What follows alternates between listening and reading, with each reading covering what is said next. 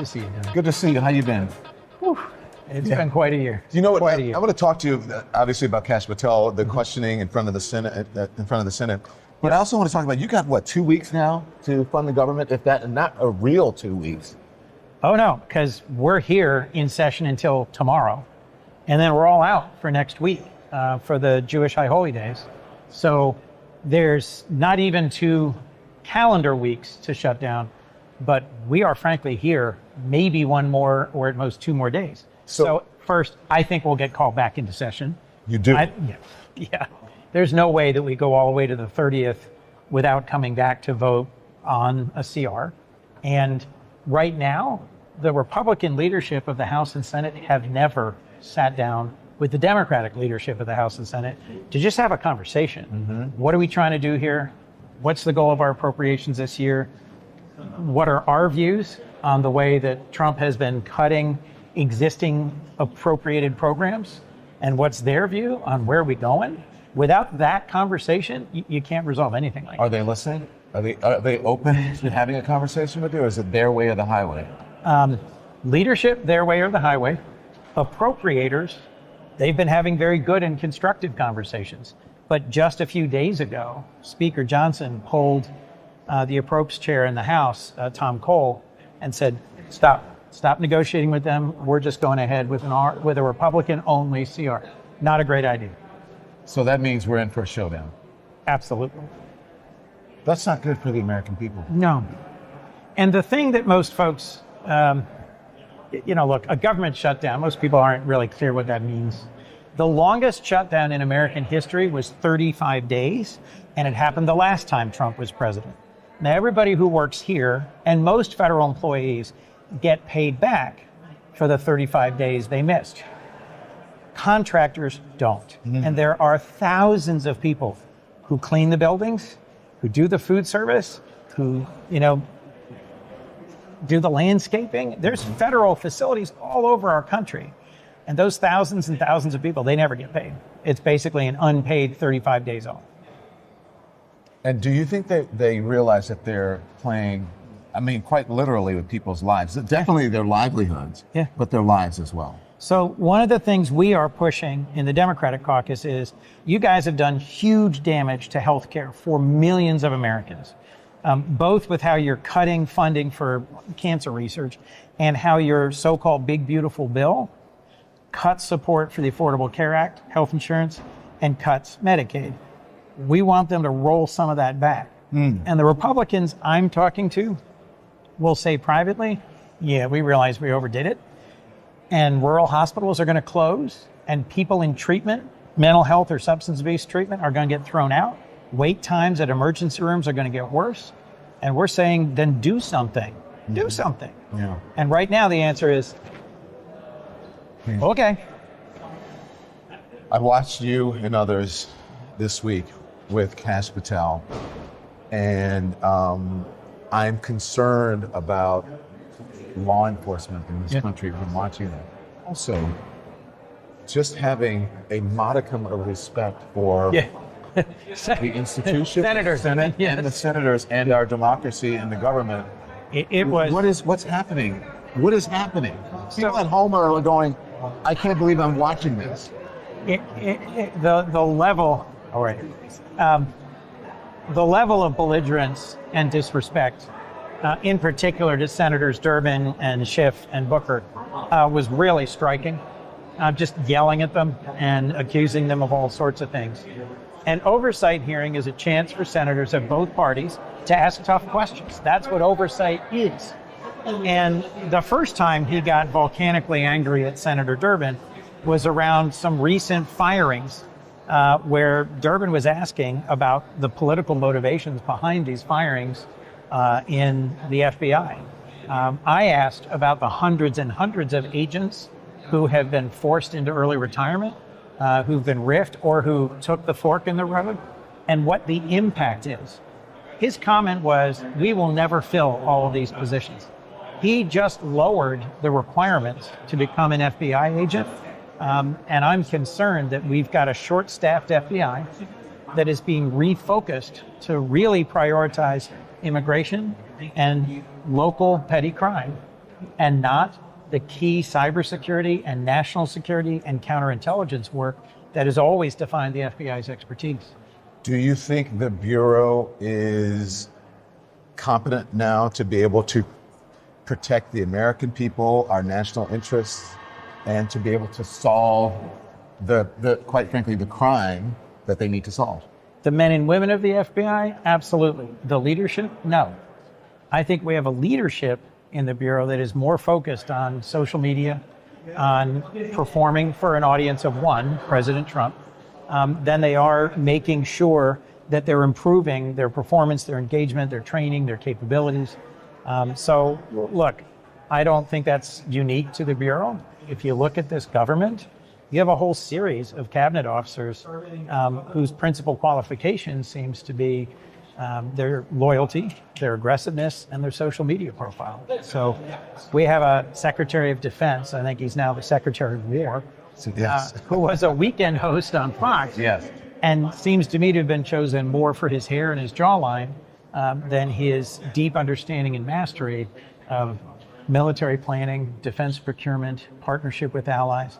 I mean, he has served in the U.S. military, and I think it's valuable to have someone in the leadership of the Pentagon who has military service, but it is an enormous enterprise. $850 billion this year, millions of service members all over the world. That's not a job for a Fox News host.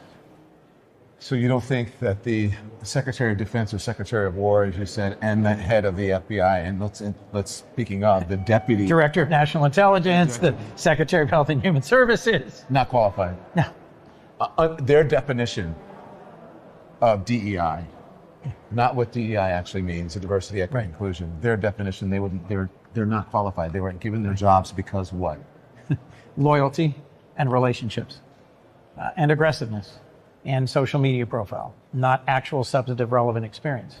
Support comes from Wild Alaskan Company. When was the last time you trusted the seafood that you brought home?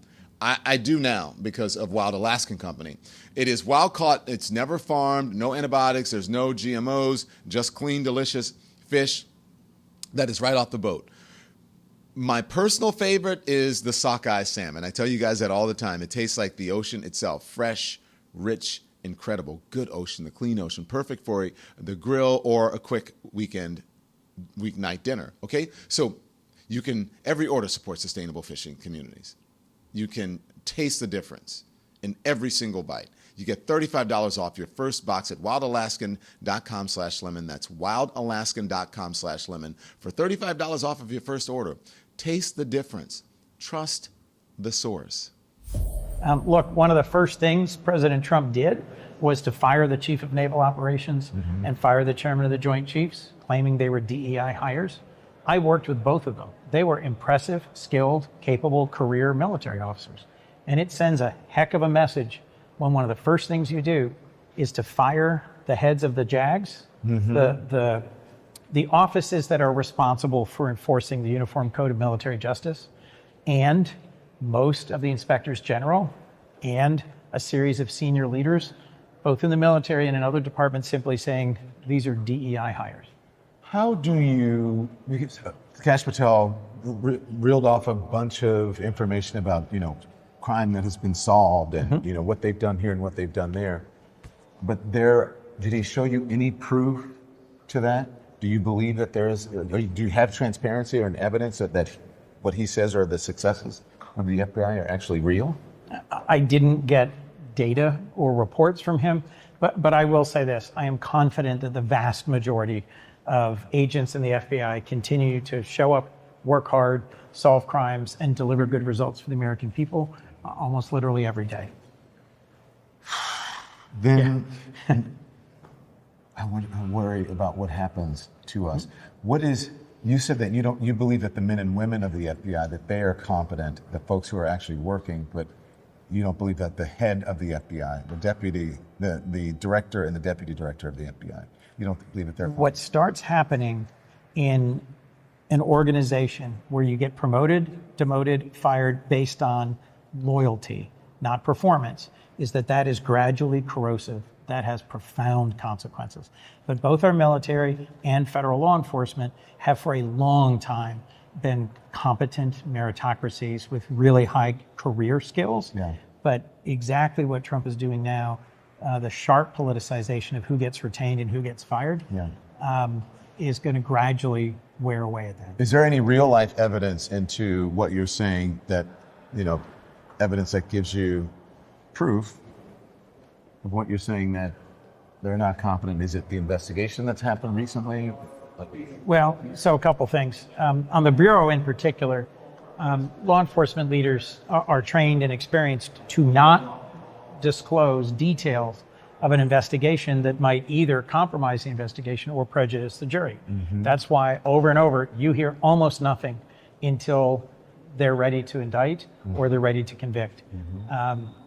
Director Patel was really eager to announce to the nation and to the president progress in the investigation into the tragic assassination of Charlie Kirk. He got ahead of himself. He made announcements he should not have made that then had to be pulled back because they were not true. But let me take us in a slightly different direction, but I think it's related. One of the most chilling things that's happened recently is that Lisa Cook, a member of the Federal Reserve Board of Governors, had a baseless accusation made that she committed mortgage fraud. Now, that referral was made by a political appointee who's in charge of an entity that has oversight into mortgages. More Delawareans came to me expressing alarm about Doge and Elon Musk getting access to all the federal databases and all the federal files, and expressed deep concerns that that data might be weaponized against them at some point. Lisa is an example of someone who there was no question about her competence or skill and experience as an economist, whether she should be on the Board of Governors, until this incident.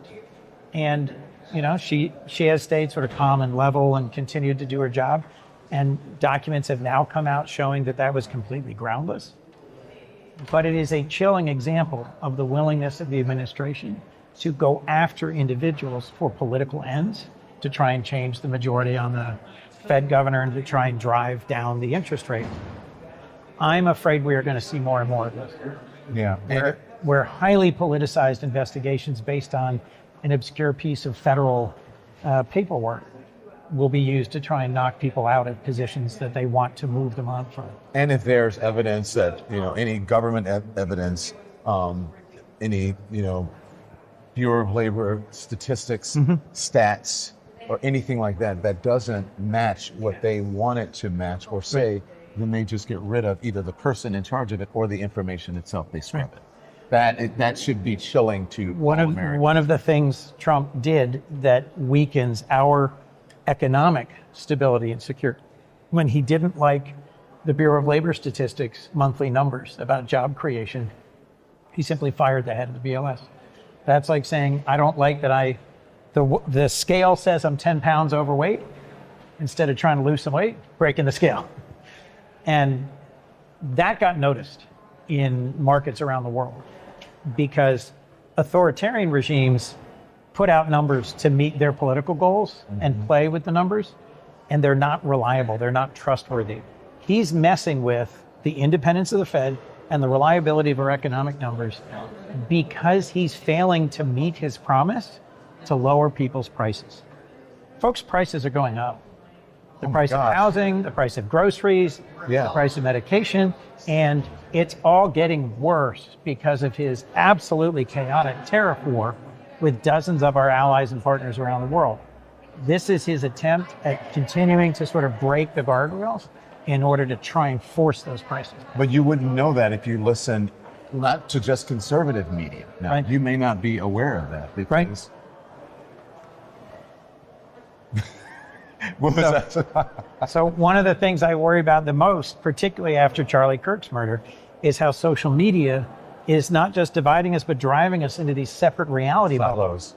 Where what you see on your feed is wildly different based on the algorithms that then push you towards reinforcing your interests or your prejudices, your interest or disinterest in getting information. So, but what are you guys doing about that? So, just to give you a moment of hope, wait for it, Senator Ted Cruz and Senator Amy Klobuchar introduced and got passed, and Trump signed into law, a bill called the Take It Down Act. Now, this is narrowly focused on revenge porn, on non-consensual pornographic images, but it, for the first time, breaks through that Section 230 protection that social media platforms have to say, no, you're actually responsible for this. You have to take it down. We have right in front of us another bipartisan bill called the Kids Online Safety Act. That is Dick Blumenthal and Marsha Blackburn, Democrat, Republican, has 80 co-sponsors, passed the Senate in the last Congress. We should take it up and pass it again in recognition that a lot of what's driving us apart is what is in social media and how it works and how it holds us and drives us. Here's the thing. Are you guys ever going to get to the antitrust of it all? Because you've got, TikTok could be bought now by, Right. I think it's Skydance, which now owns Paramount. Right. And which We has have been- huge problems in media concentration and politicization. But these things, we're in a different era now. The Trump folks, was it FCC? Yes. The FCC guy, Brendan Carr, could just approve it, right? Correct? Yes. And You have no... we have recourse? even bigger problems in that Trump is demonstrating that his approach to any major economic deal is give me a piece of that. Crypto, give me a piece of that. I'm going to go to the Middle East. And by the way, my family's going to sign a new lease for a big new Trump hotel. He is more brazenly and publicly corrupt than any president in my lifetime. He's literally getting a piece of the action. And the way that his engagement in crypto has not just enriched, but Yeah. insanely enriched his family is an unprecedented act of corruption. He had a car show on the lawn of the White House when his then buddy Elon Musk was having trouble selling Teslas. Yeah. And he literally, had him line up the Teslas and said, hey, please buy some of these for my buddy Elon. We think about that. Hawking products from the front lawn of the White House. You called him a criminal. You mean that? Yeah, he's corrupt. He's profoundly corrupt. And he's, of course, criminal, which is fact. He's convicted. That's the same fact. So then so the antitrust of it all, there's no recourse from any lawmakers. Only Is that why these in- companies are saying, yes, yes, sir, yes, sir, yes, sir? in the Senate, we can do anything if we've got a majority. We can't do anything if we don't. Broadly speaking, without 3 or 4 Republicans who are willing to stand up and say, no, Mr. President, he can run the table. And they just changed the rules of the Senate today. That's the votes I'm in the middle of right now to allow them to just push through dozens of nominees at a time. And that's where your staff is saying, That's you where I gotta need to go. Thank you, Senator. Good to see you. It's a pleasure. Thanks. Thank you so much. Keep up the great work. Thank you. Thanks everyone for watching. Your support means the world to us. So make sure you hit the like button and you subscribe to our channel to make sure that you never ever miss a video. We're live every day, 10 a.m. Eastern time. We drop even more content at 2 p.m. Eastern and 5 p.m. Eastern. And if you want more Don Lemon Show content, we'd love for you to become a member of the Lemon community, where you will receive access to special community posts. You'll get exclusive content and members-only live shows. So head over to our channel page or click the join button on this video. Again, thank you for watching. We appreciate your love and your support, and we will see you next time.